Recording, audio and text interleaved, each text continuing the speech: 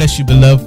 This is Pastor A.D. Finkley, and I am rejoicing that you have tuned into a Word of Deliverance broadcast brought to you from the great city of Winston-Salem, North Carolina. Today, with the time we have together, I want to share something concerning a prophecy that came from the Azusa Street movement. In the early 1900s, America experienced one of the greatest outpourings of the Holy Spirit ever to hit this country. This outpouring of the Holy Spirit was labeled the Azusa Street Revival, pioneered by a preacher named William Seymour. It was during this revival that many men and women received the baptism of the Holy Ghost with the evidence of speaking in unknown tongues. It's also out of this revival that most of our Pentecostal movements today can trace their very roots back to. However, even though there was this great outpouring of God's Spirit upon the flesh of men and also women, there also came a prophecy that addressed things that would befall the great Pentecostal movement in the latter days that I believe we should pay close attention to.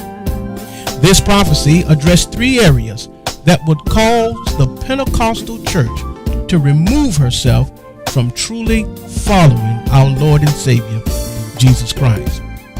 This prophecy simply states that a time would come when there would be an overemphasis on power instead of righteousness. And not only that a time would come when there would be an overemphasis on power instead of righteousness, but a time would come when there would be an overemphasis on praise to a God that the people no longer pray to.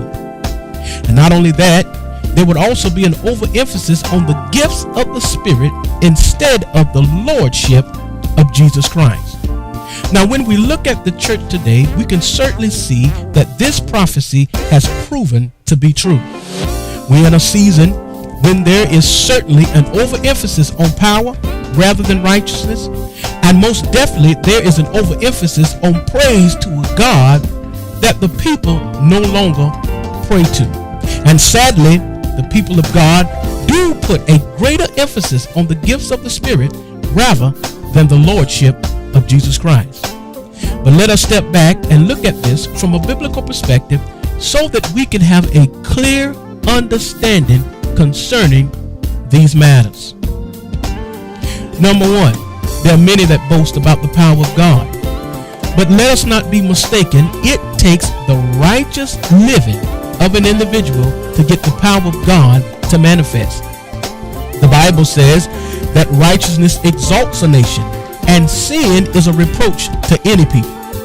The Apostle Paul tells Timothy that if a man therefore purge himself from these, he shall be a vessel unto honor, sanctified and meet for the master's use, and prepared unto every good work.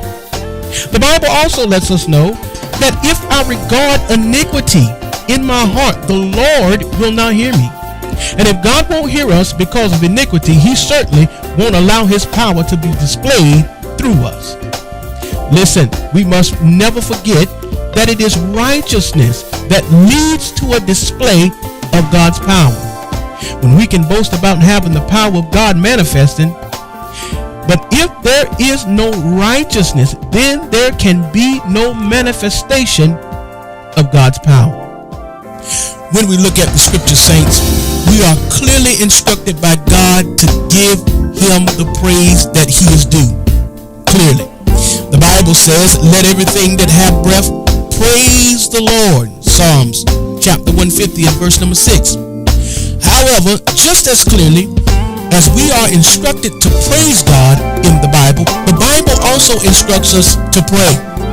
We're certainly living in an era where a great emphasis is put on praise, but sadly, there is very little emphasis put on prayer.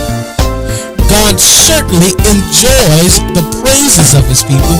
Let me explain something to you. He also enjoys the prayers of his people. The Bible instructs us in Psalms 150, let everything that have breath praise the Lord. Praise is a way for us to express our appreciation to God for all the great things that he has done. praise is a great way to express our appreciation, but a greater way to express our appreciation is through the avenue called prayer. The Bible states in Proverbs chapter 15 and verse number 8 that the Lord delights in the prayers of the upright. Prayer is the vehicle by which we build our relationship with God. And if we become a people that would rather praise a God that we do not talk to, then we praise a God that we do not know. Listen, beloved, there's nothing wrong with praising God, but don't let us praise him so much until we don't have time nor the desire to talk to him. We must remember that relationships are built and made strong because of communication. And with our relationship with God, if it's going to be strong, if it's going to be vibrant, then it must be built upon prayer. Lastly, beloved, as we conclude, we are not to allow the gifts of the Holy Spirit to be overemphasized above the Lordship of Jesus Christ. We certainly thank God for the gifts of the Spirit. We certainly thank God for the manifestation of the gifts of the Spirit. But at the end of the day, the greatest news that we have is that Jesus is Lord. The Bible clearly states that every knee shall bow, every tongue shall confess that Jesus is Lord. Listen, saints, we're so delighted that you have tuned into a Word of Deliverance broadcast. Until we have an opportunity to meet again, may the blessings of the Lord continue to be upon your life.